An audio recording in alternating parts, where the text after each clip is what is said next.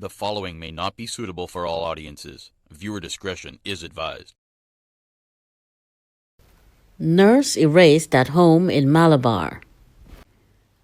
A nurse was stabbed and then torched to death at her Malabar home mere hours after getting a restraining order against a relative.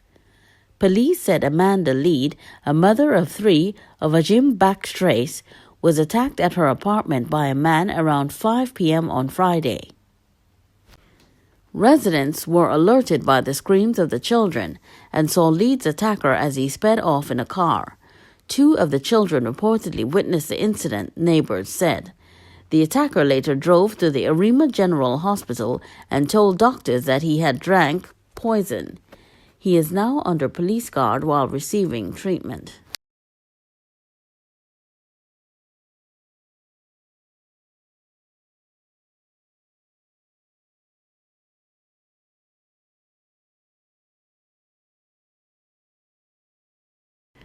Fishermen discover boat with dead bodies off the shores of Belgarden in Tobago. As the white pirogue drifted in the waters just off Belgarden in Tobago early Friday morning, fishermen working nearby knew something was wrong. What they saw in the small vessel stunned them. 14 bodies, all of them male, along with a skull and other skeletal remains, were piled inside the vessel as it floated 4 miles off Belgarden, police confirmed. The bodies were all clad in tracksuits and green rain jackets and were severely decomposed, police officers said. The nationalities of the men remained unknown, but the vessel had a foreign registration, AG-231. Investigators could not tell at the scene how the men had died. Officers told the Express that the bodies appeared to be all of African descent.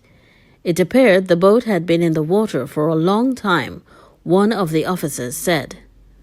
A team led by ACP Nurse, Superintendent Kirk, ASB Matthews, Inspector Prince, and officers of the homicide in Charlottesville and Roxborough Police CID visited the scene. Police said fishermen Dole Cornwall, 56, of Belgarden, Jason Brooms, 42, of Richmond Point, and Lance Bigart, 48, of Pembroke, were fishing off Belgarden when they spotted the vessel. Upon investigation, the fishermen initially found several of the decomposing bodies. The fishermen then contacted the police and the Coast Guard. Speaking with reporters, Brooms said, "The boat was found 4 miles offshore with bodies. The smell was bad, and it was obvious dead bodies were on board. I observed 1 body at the bow and additional bodies in the vessel. I called a partner who is a Coast Guard to let them come.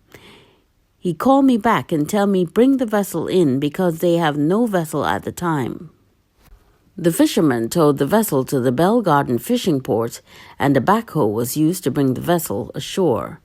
The bodies were moved to the mortuary at the Scarborough General Hospital to await identification and autopsies to determine the cause of death. Director of the Tobago Emergency Management Agency, TEMA, Alan Stewart, told the Express all necessary protocols were adhered to in light of COVID-19 restrictions. It is my understanding, based on the protocols involved, that the necessary forensic actions will be undertaken, and that is something that is being spearheaded at this stage by the police service and the County Medical Officer of Health Office, Stewart said. He also said there was a major challenge at hand. The major task going forward, of course, would be to identify the bodies in terms of their nationality, Stewart said. Assistant Commissioner of Police Tobago, William Nurse, said the gruesome discovery is being actively investigated.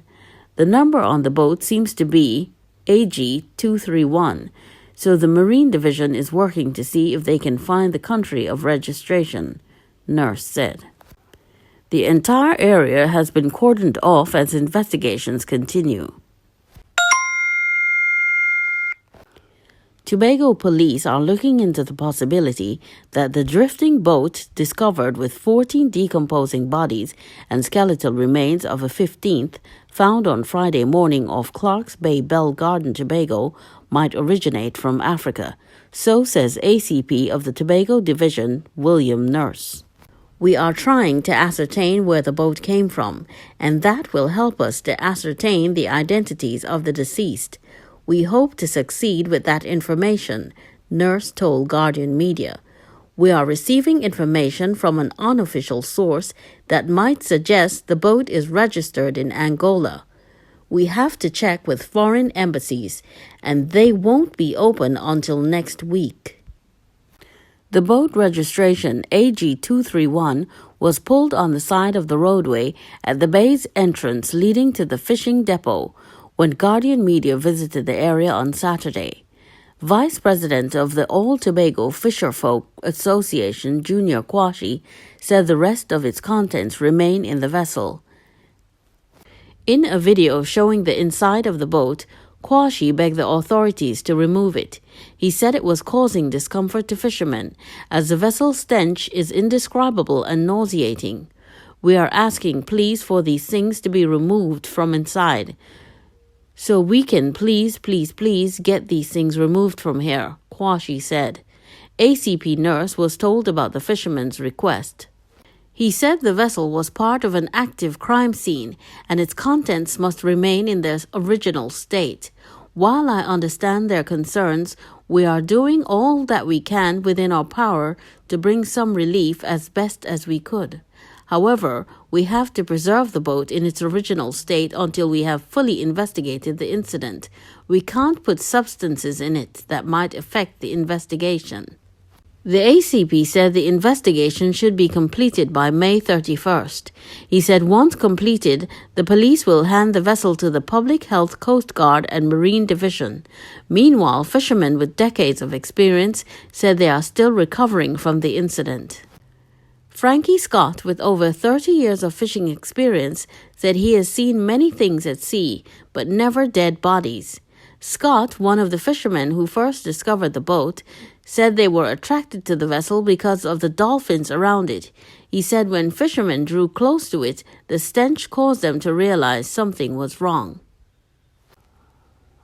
He said fishermen decided to tie the boat to their vessels and carry it ashore. The police and Coast Guard officials took over, using a backhoe to pull it onto the land, he said. According to the Tobago Emergency Management Agency, TEMA, all necessary precautions were taken to remove the decomposed bodies from the boat and transport them to the Scarborough mortuary. In a release, TEMA said the recovered bodies and remains appeared to be male of African descent and wearing tracksuits and green rain jackets.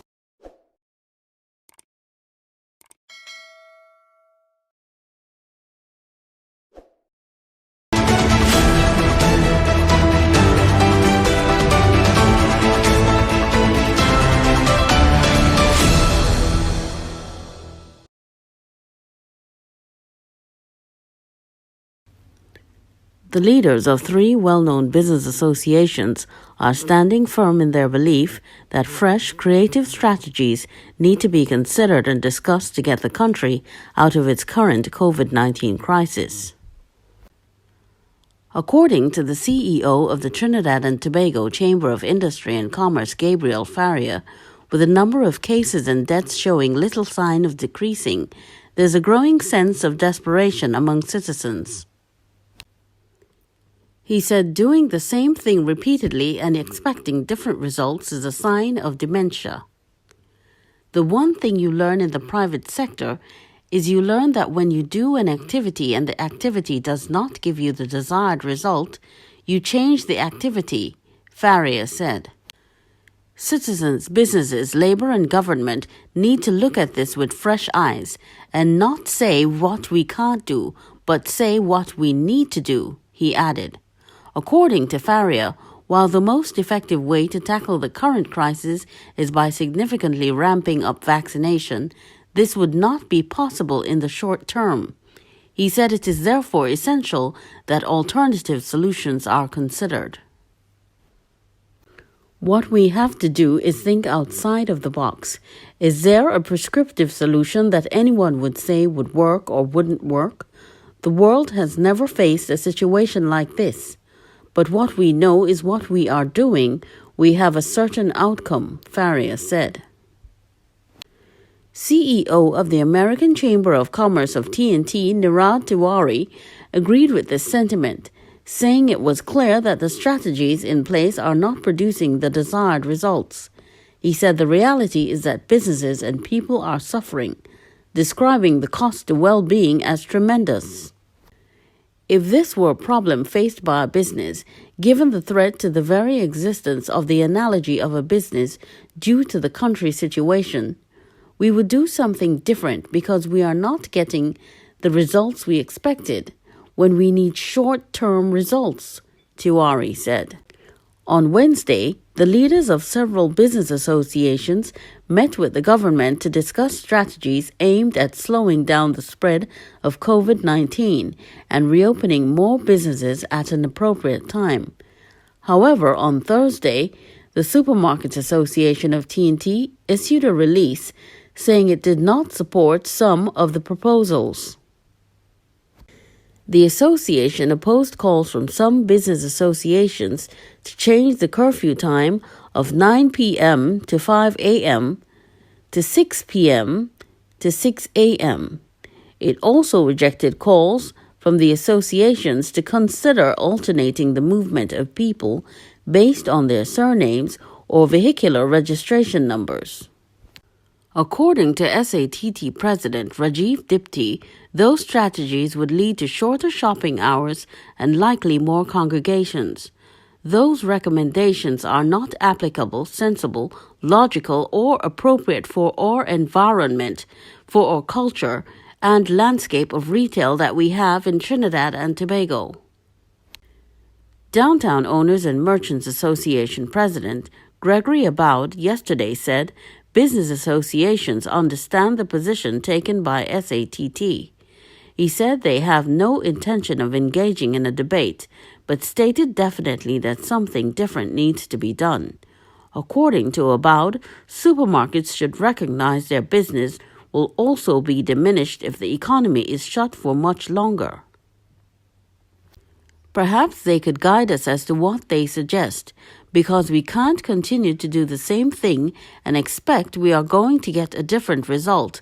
We must change some parameters in order to get out of this debacle, Aboud said. Don't forget that unlike the supermarkets, we have zero operations taking place, and therefore we are far more sensitive to finding an early solution to the crisis. Saying they hoped for ramped-up vaccinations, the leaders of all associations expressed their willingness to help the government secure more vaccines. There is nothing easy about COVID-19 and this current wave of infections that we are facing. There is nothing about it that's easy or we expect to be easy, but we want to try. We want to try to impose the new strategies because we want to try to find a way to assist this country to liberate itself from COVID-19, Aboud said.